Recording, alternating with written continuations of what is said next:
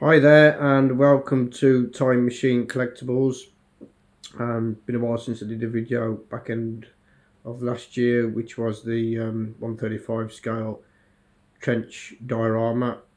So thanks to those of you who watched that video, subscribed and commented. I do intend to do a few more of those kind of 135 scale Tamiya figures and dioramas in the future.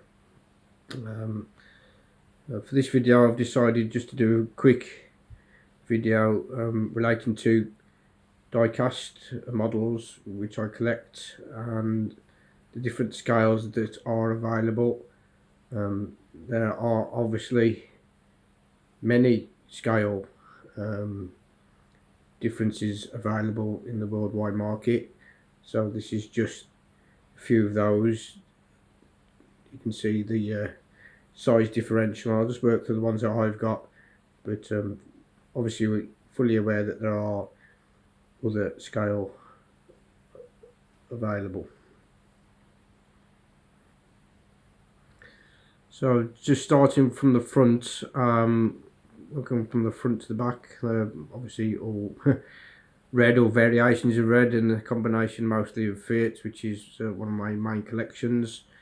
But in the foreground I've got a 187 scale. That's a Ford. That's a Neo model, which is 187 scale, which is what we in the UK would class as perhaps a continental scale, European scale, and suitable for continental HO train layout.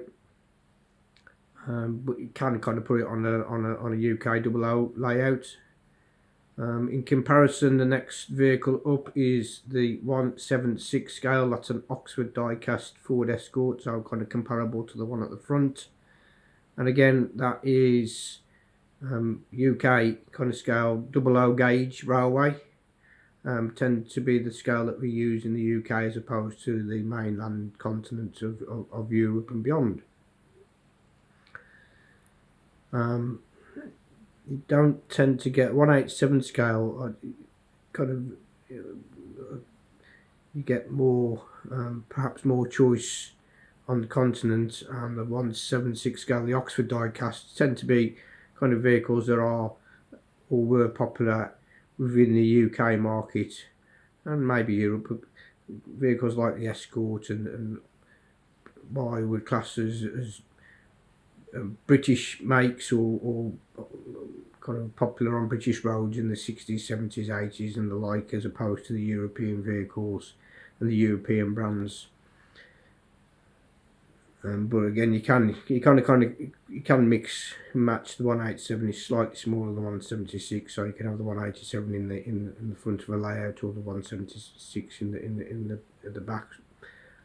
If you kind of mix and match them on the same layout in the same kind of together, then you can definitely see a size difference. So as we move up the ranking there, you've got I've put that's a Fiat, Matchbox Fiat, next to a Majorette Alpha. So Matchboxes and Majorettes kind of tend to be around about the 164 scale, give or take. So kind of standard Matchboxes as you would have perhaps known from the 1970s onwards. Similar kind of scale to that Fiat 500 there, and obviously a slightly smaller proportion to the Alfa Giulietta, which is the Majorette, but obviously the Fiat 500 in real life would have been smaller proportions anyway. So as we move up, we come to that's a 143 scale. So again, that's quite a popular scale that's collected here in the UK and abroad, I'm guessing, and is one of my kind of main stays of scale.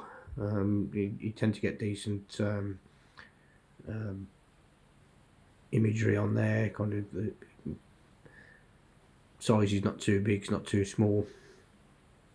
And then in comparison to that one, the next Fiat 500 going up there that's actually a brick built by a company called Kobe Bricks, which again I will be doing a video on some of the Kobe brick built models akin to Lego in the future.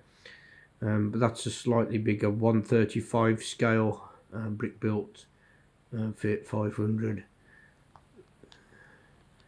and then kind of moving up to the 124 scale traditional Brago, if I've pronounced that right, Italian branded diecast, obviously the Fiat Punto, and then right at the back we've got the 118 scale.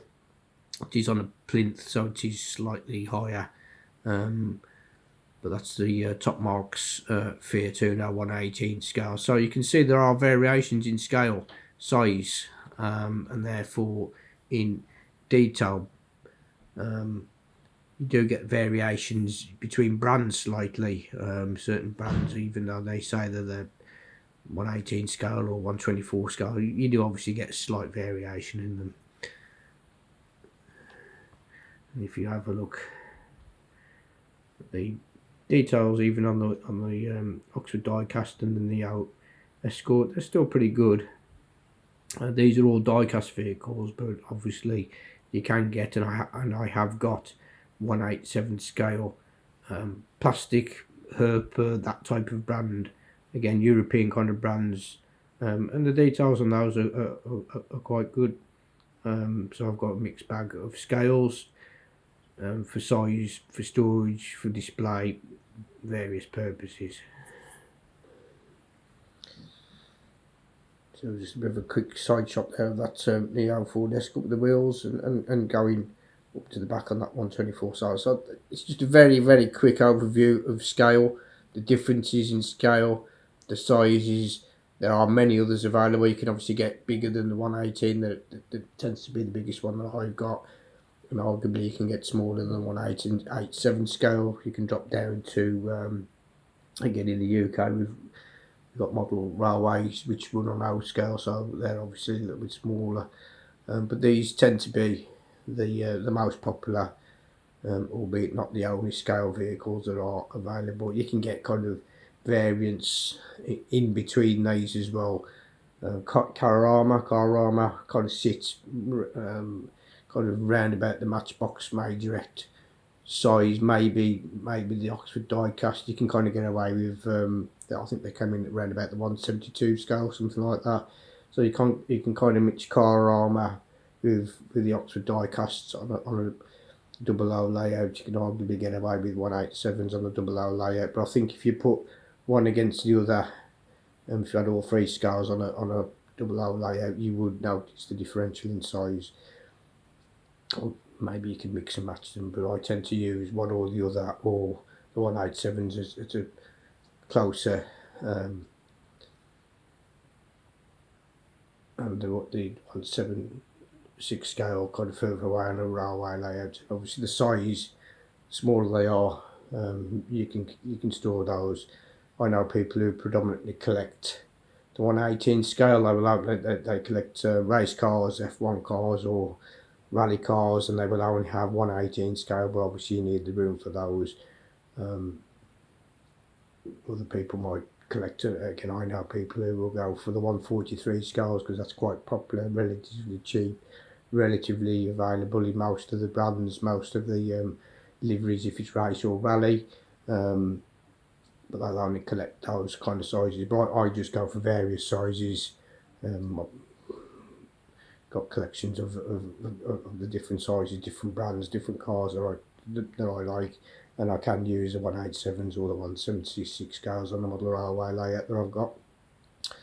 So I'll do some videos in future, get a little bit more in depth about the scale, about the vehicles involved, about a railway layout. I've got a few plans for the 135 scale Tamiya figures that I've done before, and a few plans for some quick short videos, and I do intend to try and improve on the quality and production of the videos in future. So thanks for watching. Please remember to like, comment and subscribe. The more feedback I get, If you're interested in these videos or in collecting or diecast, etc., then leave a comment. Obviously subscribe. Thanks for watching, and I'll see you on the next one.